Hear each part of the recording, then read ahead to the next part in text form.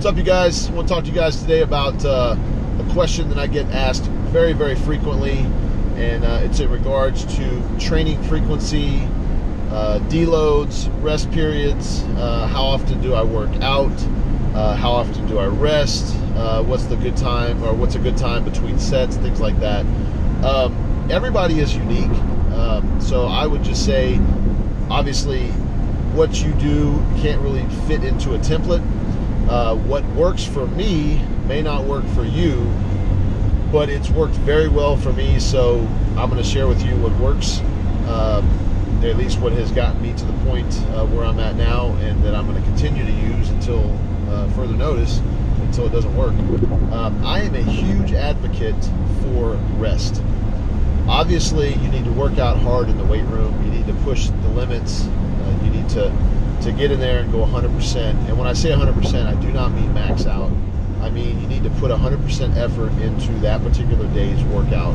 If it means you're doing 75% of your max for reps, you put 100% effort into completing every single one of those reps with no injury. If you're going for a max rep, obviously you're putting maximum effort in there as well. There is a difference between maximum effort and maxing out. Let me just make sure that's clear. The other factor is fatigue management, and that is something I, for one, do not hear a lot of fitness experts talking about.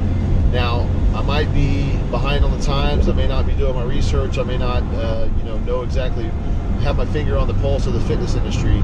But as far as I can remember, growing up, learning about lifting, learning about what other lifters are doing, what strongmen are doing, I don't hear a lot of them talking about rest. I just don't. So maybe I'm wrong, and maybe they are, and I'm just not hearing it. But if I'm not hearing it, I'm sure a lot of you guys are not hearing it as well, and it might just mean that it's not talked about enough. So I'm going to go ahead and address it. It's not something new, so it's not something that I invented by far. But one thing that I advocate is getting your rest. I don't care how hard you go in the gym. It doesn't matter if you're not getting your rest, and you're not eating properly, you're not properly recovered for the next workout. Muscles get broken down, yes, in the weight room, but they do not grow, they do not build, they do not get stronger in the weight room. It happens when you get home, when you're in bed, when you're eating, when you're sleeping, when you're not in the weight room. So every day that you have, either as an off day or a deload or a rest day, take advantage of it to the fullest, because that's where you're getting your strongest. I don't know how many times that I've gone into the weight room and I put 100% effort in, and I either can miss a rep or I have a great day, one or the other. It's either a good day or a bad day. I go back home, I get a good meal in me, I get a good night's rest, I come in the next day and I have an awesome day. It's all about the rest. It just is. That is, if I had to say there's a secret sauce for my success, it is how much rest I actually take on a weekly, on a monthly basis. I am not one of these guys who is in the weight room every single day of the week. I take a lot of time spending it at home, massaging, rest, in the hot shower, in a cold shower, in a hot bath, in a hot tub, wherever I can be, and I'm constantly taking care of myself. And I may not have an injury, but I treat my body as if I'm borderline going to have an injury if I don't take care of it. If I get a little tweak in my shoulder, I make sure I ice it, I make sure I massage it, I stretch it, I rest it. And the next time in the weight room, I pay attention to what my shoulder feels like. If it feels like it's not going to live up to that particular workout, I don't work it out. Simple as that. Now, I know a lot of cats out there, old school guys, think, push through the pain, push through the injury. It just doesn't work for me. I didn't get a 661 pound bench press pushing through the pain, if you will. Now, there's a difference between pain and there's a difference between feeling a little ache, the burn, things like that. I feel the burn every single workout. I feel it bad sometimes, especially when I'm doing my shoulder supersets. My shoulders feel like they're going to fall off. But there's a clear, distinct difference between shoulder burn or muscle burn and fatigue and aching, painful, stinging there's you just got to know your body. I don't know how to explain what it is, but you know when you're injured or when you're getting to that point to where something just does not feel right. I always err on the side of caution when it comes to multi-joint, knees, ankles, wrists, elbows, shoulders.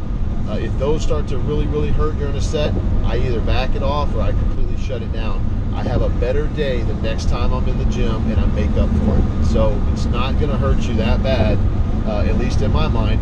That works for me, to shut it down and come back stronger the next time. Because if you end up hurting something, it's going to set you back that much further, and you're going to wonder why you can't bench press or squat or deadlift for a whole month because of some sort of nagging injury. If you would have just taken it a little bit at a time and taken a step back during that one particular workout where it started bothering you, the next week you could have come in and stepped it up a notch, and the next week come in and stepped it up a notch, and you'd be a month ahead of where you are now.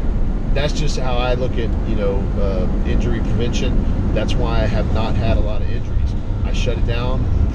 Sometimes maybe a little premature, but it's definitely better than taking one step forward and 8 steps back. I would much rather take baby steps forward and continue to make progress throughout my training, and I look back 2 years from now and I've completely obliterated the competition based on injury prevention versus working through an injury or having the goal set for a certain day and month and just pushing the limits and hurting myself. So call me a crybaby if you want. I wouldn't, but if you do, go ahead, because I'm the one doing what I'm doing and not having major injuries. A lot of guys, they'll message me and ask me how often I work out, and I'll ask them the same question, and a lot of them say I work out every single day. And if that works for you, that's fine. But most people, it's just not going to work. I don't think that works because you're never allowing yourself to rest. You're never allowing your body to recover and to do what it does best.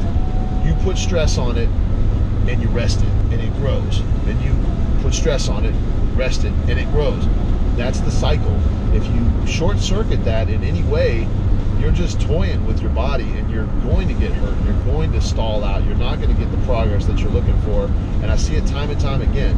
Now, there are a few guys who can do that type of workout, and they can do high intensity, high volume, high frequency, and very little rest, and their body responds well to it.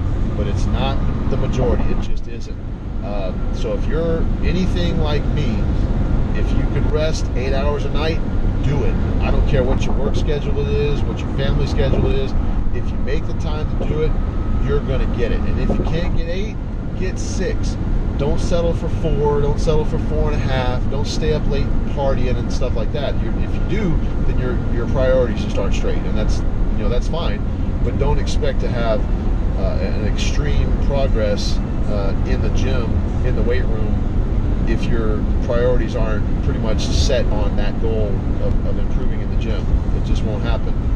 I mean, you don't become a PhD by not going to school and not studying and not writing your thesis. It just doesn't happen. There's certain things that have to happen.